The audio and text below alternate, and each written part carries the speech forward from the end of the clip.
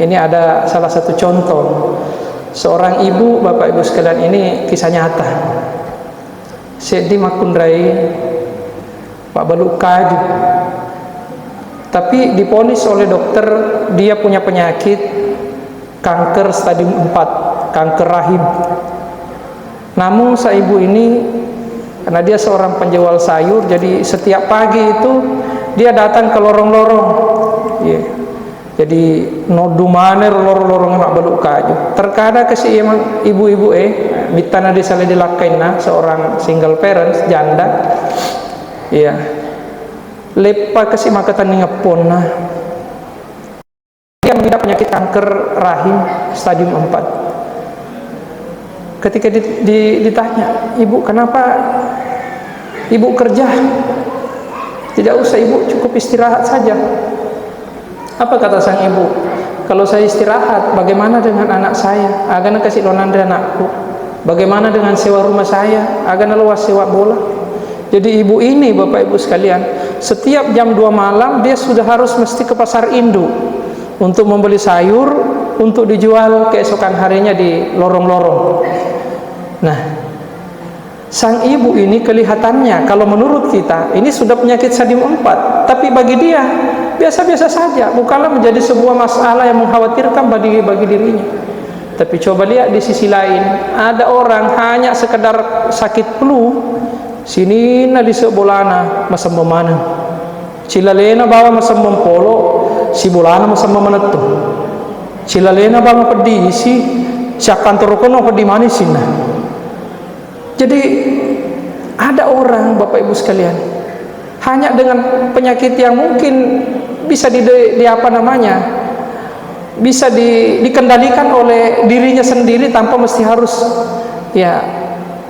menyebarkan kepada orang lain atau memindahkan efek negatif kepada orang lain, menularkan efek negatif kepada orang lain, tapi dia menularkan ke orang lain. Tapi di sisi lain, seorang ibu, seorang perempuan yang sudah divonis penyakit kanker stadium 4 tidak pernah menularkan efek negatif terhadap orang lain, Bapak Ibu sekalian.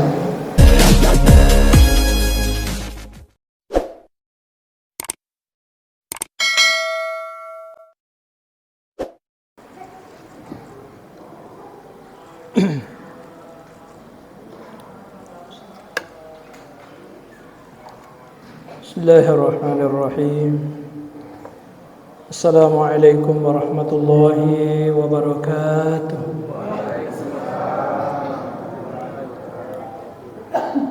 Alhamdulillahilladzi ja'ala syahr Ramadan alladzi unzila fihi al-Qur'an hudan lin-nas. Asyhadu an la ilaha illallah wahdahu la syarika lah wa asyhadu anna Muhammadan 'abduhu wa rasuluh. Allahumma salli wa sallim wa barik ala sayyidina wa habibina wa syafi'ina wa maulana Muhammadin sallallahu alaihi wasallam wa ala alihi wa sahabatihi wa man tabi'ahum bi ihsanin ila yaumiddin, amma ba'd. Qalu subhanaka la ilma lana illa ma 'allamtana innaka antal alimul hakim. Wa hasbunallahu wa ni'mal wakil.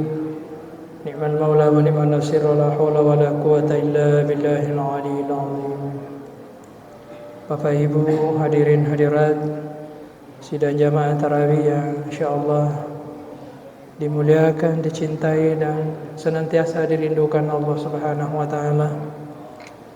Kita bersyukur kepada Allah Subhanahu wa taala nasabab masih simatana ndrani pangindinganna aku to paru aku tirona luring kemanang sehingga angkaki malomo pasilin narani pakasiang iyang kepurai nasura pangala ta'ala lauri kemadang atanna amamuari insyaallah angkaki nawereng ati pangala ta'ala semata matugangkeng pajukai nania pasilin narani sinina anu nasurange nrange nenirwi sinina anu napesangkange atau salama rilino ndrangi mau riasuri mudina pangala ta'ala mati insyaallah. Wato salawat inania papa salama ilo Nabi sallallahu alaihi wasallam de napa aja simatari batapul puluria nama muari nasabari salawat tanania pasalamat talor ribita manjaji laleng malumuri runtu angan ron-ron namati resuri mundina kong Allah Ta'ala insyaallah. Bapak Ibu hadirin hadirat yang insyaallah dimuliakan oleh Allah Subhanahu wa taala. Sebuah konsekuensi kehidupan manakala kita mesti harus rela menerima kenyataan. Ada dua kenyataan Bapak Ibu sekalian. Ada kenyataan yang kita kehendaki dan ada pula kenyataan yang kita tidak kehendaki. Kenyataan yang kita kehendaki itu adalah kenyataan baik yang senantiasa kita lantunkan dalam doa-doa kita, kebahagiaan, ketenangan, keindahan, kesenangan, kesyahduan. Bahkan hadirin yang dimuliakan Allah Subhanahu wa taala, kita senantiasa ingin pikiran kita itu jernih. Tapi di sisi lain ada kenyataan yang tidak biasanya kita kehendaki. Dan inilah yang kita biasanya hindari. Bahkan kita memohon kepada Allah agar kenyataan ini ditolak dan kita tidak rasakan. Seperti apa? Penyakit, musibah, penderitaan, kekecewaan, keburukan. Tentu tidak ada yang mengalami kenyataan seperti ini Bapak Ibu sekalian. Namun perlu saya sampaikan kepada kita semua bahwa bulan Ramadan ini kita sebetulnya diajak untuk berkontemplasi. Kenapa? Karena tidak selamanya sebuah persoalan yang kita khawatirkan. Terkadang ada orang yang mungkin menurut pandangan kita bahwa orang ini sangat bermasalah dan bahkan sangat mengkhawatirkan. Akan tetapi orang yang mengalami itu dia tidak merasa dirinya bahwa apa yang saya alami ini tidaklah sebetulnya menjadi suatu masalah besar atau sesuatu masalah yang mengkhawatirkan. Kenapa? Karena antara kenyataan baik dan kenyataan buruk sebetulnya Bapak Ibu sekalian itu sangat erat kaitannya dengan faktor state of the mind atau biasa kita sebut dengan persoalan psikologi. Terkadang ada seorang, ini ada salah satu contoh. Seorang ibu, Bapak Ibu sekalian, ini kisah nyata. Sedi makundrai Pak Baluk Kaju. Tapi diponis oleh dokter dia punya penyakit kanker stadium 4, kanker rahim. Namun si ibu ini karena dia seorang penjual sayur, jadi setiap pagi itu dia datang ke lorong-lorong. Jadi nodumane lorong-lorong mak Baluk Kaju. Terkadang kasi emang ibu-ibu mitana desa le dilakaina seorang single parents janda. Lepa kasi makatan ni ngepon na. Dia mengidap penyakit kanker rahim stadium 4. Ketika ditanya, "Ibu, kenapa Ibu kerja? Tidak usah Ibu, cukup istirahat saja." Apa kata sang ibu? "Kalau saya istirahat, bagaimana dengan anak saya? Agana kasih lonandre anakku. Bagaimana dengan sewa rumah saya? Agana luas sewa bola." Jadi ibu ini Bapak Ibu sekalian, setiap jam 2 malam dia sudah harus mesti ke pasar induk untuk membeli sayur untuk dijual keesokan harinya di lorong-lorong. Nah, sang ibu ini kelihatannya kalau menurut kita ini sudah penyakit stadium 4, tapi bagi dia biasa-biasa saja, bukanlah menjadi sebuah masalah yang mengkhawatirkan bagi dirinya. Tapi coba lihat di sisi lain, ada orang hanya sekedar sakit flu, sini na di sebolana masam mana, cilalena bawa masam polo, si bolana masam manetto, cilalena bawa pedih si kantor kono pedih manis sina. Jadi ada orang Bapak Ibu sekalian hanya dengan penyakit yang mungkin bisa bisa dikendalikan oleh dirinya sendiri tanpa mesti harus ya menyebarkan kepada orang lain atau memindahkan efek negatif kepada orang lain, ya menularkan efek negatif kepada orang lain, tapi dia menularkan ke orang lain. Tapi di sisi lain, seorang ibu, seorang perempuan yang sudah divonis penyakit kanker stadium 4 tidak pernah menularkan efek negatif terhadap orang lain, Bapak Ibu sekalian.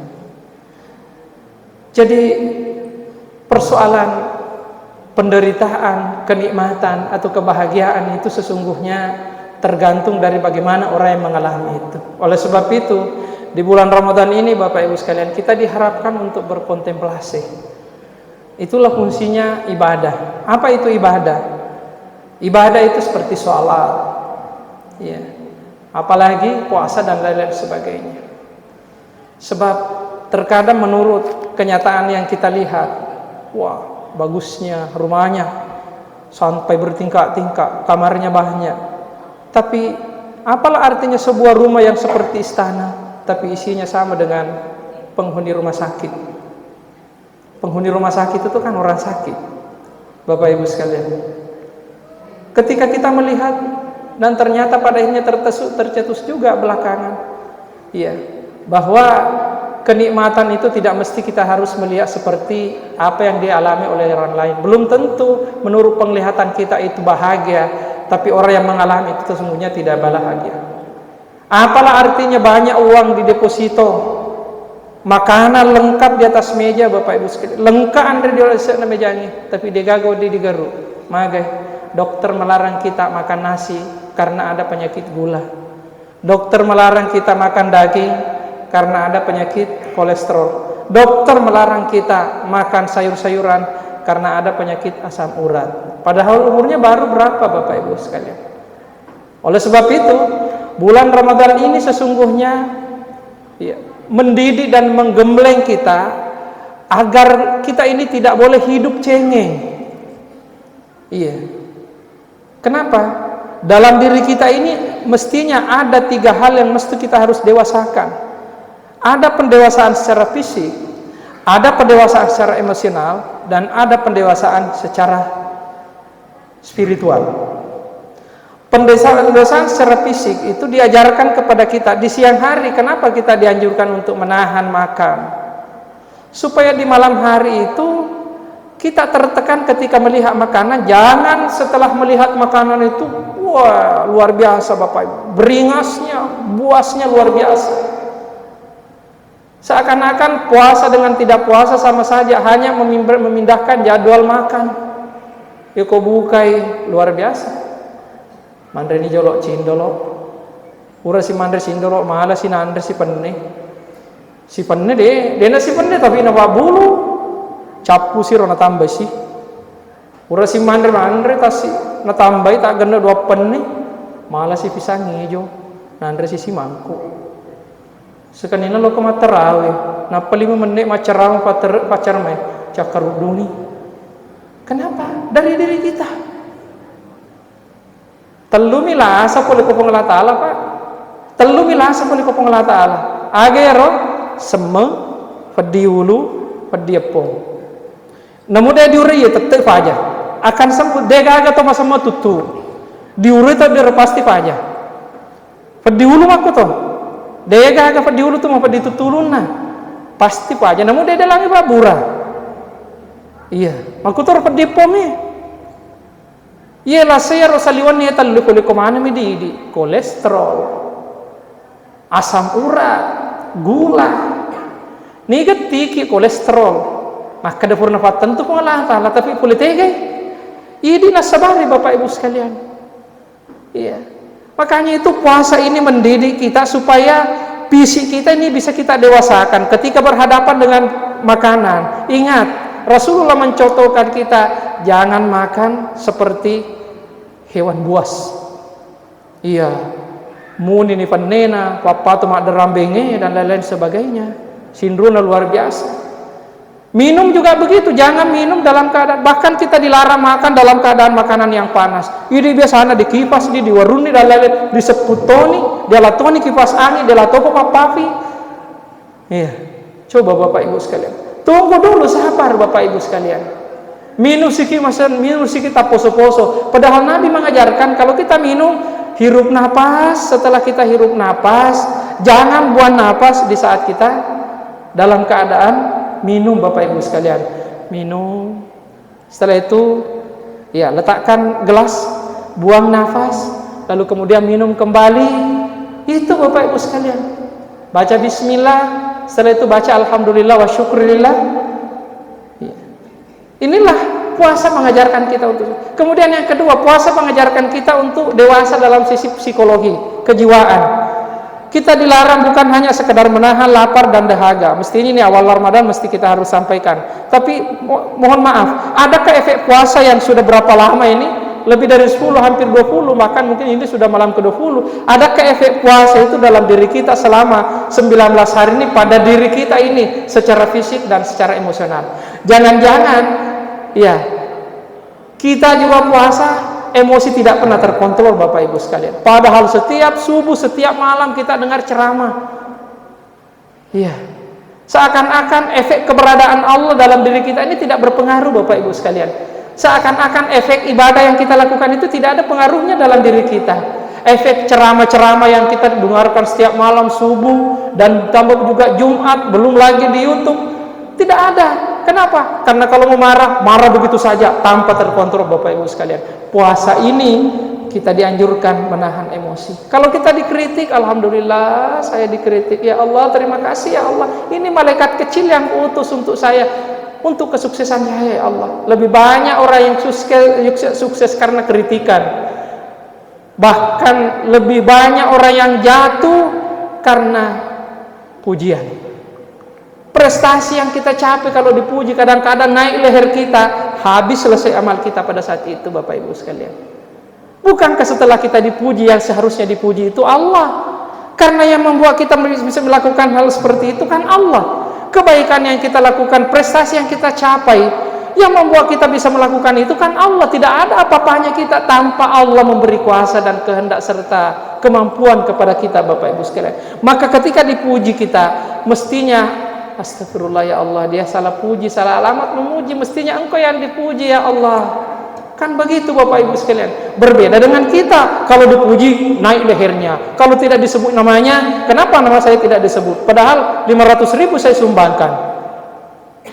Bahkan ada orang yang nyumbang Pak tanpa nama. Tapi pada saat disebut tanpa nama, dalam hatinya dia mengatakan saya itu yang tanpa nama, itu belum ikhlas. Atau bahkan dia bisik juga sebelahnya, saya itu yang tanpa nama. Padahal itu saya pernah lihat di salah satu WC masjid. Tamak kak kur WC, engkau kina jemundrin hamba Allah. Hamba Allah nuki kur jemundrin na sero. Saya terbetik dalam benak pada saat itu. Tapi rotu pure mas sumbang sero konyet tamak misalnya temik kowe.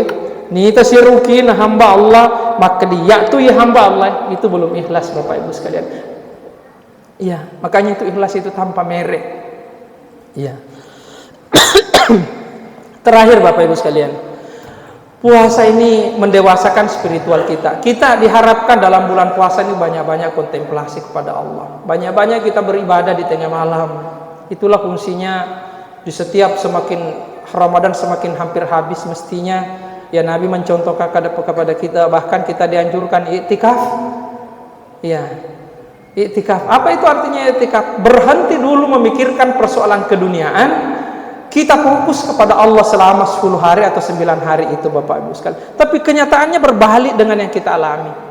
Coba lihat, hampir di setiap masjid di akhir-akhir Ramadan itu kehilangan jamaahnya. Jangan cari di masjid, cari di mall, cari tempat jualan baju, cari di apa namanya di swalayan, cari di kafe-kafe. Iya. Berbeda dengan kenyataan yang kita alami Bapak. Pastinya pada saat itu Nabi menganjurkan kepada kita syadda za'rahu, apa artinya? Nabi mengeratkan ikatan sarungnya itu sambil beriktikaf Bapak Ibu sekalian. Iya, kita banyak-banyak berkontemplasi pada akhir-akhir itu. Ada sholat sunat taubat didahului dengan sholat sunat taubat, sholat sunat hajat, tambah lagi tahajud, tambah kalau masih tidak witir di masjid, tambah lagi witir, masih ada wirid-wirid. Perlu kita baca Al-Quran sebelum masuk waktu subuh. Ini apa artinya ibadah itu? Untuk menguatkan keimanan kita pada Allah. Semakin yakin, semakin dekat kita kepada Allah, insya Allah kita tidak akan pernah cengeng menghadapi kehidupan ini. Kenapa? Karena efek keberadaan Allah dalam diri kita itu sangat berpengaruh, Bapak Ibu sekalian. Sehingga kenyataannya mungkin orang melihat kita menderita, tapi ternyata apa yang kita rasakan nikmat. Karena tidak semua apa yang kita minta kepada Allah itu Allah terima. Kenapa? Karena Allah itu sama seperti ibu, Bapak Ibu sekalian. Mirip-mirip lah. Mungkin lebih penyayang, lebih pengasih lagi Allah dibanding daripada ibu kita. Cek di ibu-ibu sementara mak bisa pening, engkau pisono kormilla kila na taro-taro. Tapi engkau nana napa muru dua toma kalolo, melau dia rero pisoy. Kira-kira ibu elo merero pisoy. Enggak. Kenapa? Kuarengin aku pasti ya robek mulutnya, robek perutnya, ya tangannya luka. Kenapa? Bukan berarti ibu tidak sayang terhadap anaknya, tapi sang ibu terlalu cintanya sehingga dia tidak kasih pisau itu. Kita meminta selama ini apa yang kita minta itu selalu jangka panjang, jangka pendek. Apa itu? Jodoh, rezeki, umur yang panjang, pasti ada akan akhirnya juga. Kesehatan dan lain-lain sebagainya itu jangka pendek, Bapak Ibu sekalian.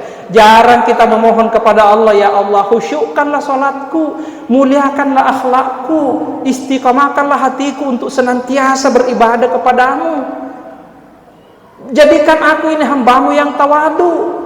Pernahkah kita memohon kepada Allah seperti doa-doa seperti ini? Bahkan meneteskan air mata di hadapan Allah dengan memohon supaya akhlak kita dibaguskan, hati kita diistiqamahkan, kita senantiasa didekatkan dengan Allah. Jarang, Bapak Ibu sekalian. Yang kita minta itu selalu jangka pendek, jabatan, jodoh, harta, kesehatan dan lain-lain sebagainya. Ramadan ini mendidik kita agar dewasa spiritual kita. Orang yang dekat dengan Allah, tattaqun itu tidak pernah khawatir. Kenapa? Allah takhafu wa la tahzanu. Ya. Bahkan wa abasyiru bil jannati allati kuntum tu'adun. Demikian, mohon maaf atas segala kekurangan. Allahumma fiqil aqwamit thariq wa billahi taufiq wa sa'ada. Wassalamualaikum warahmatullahi wabarakatuh.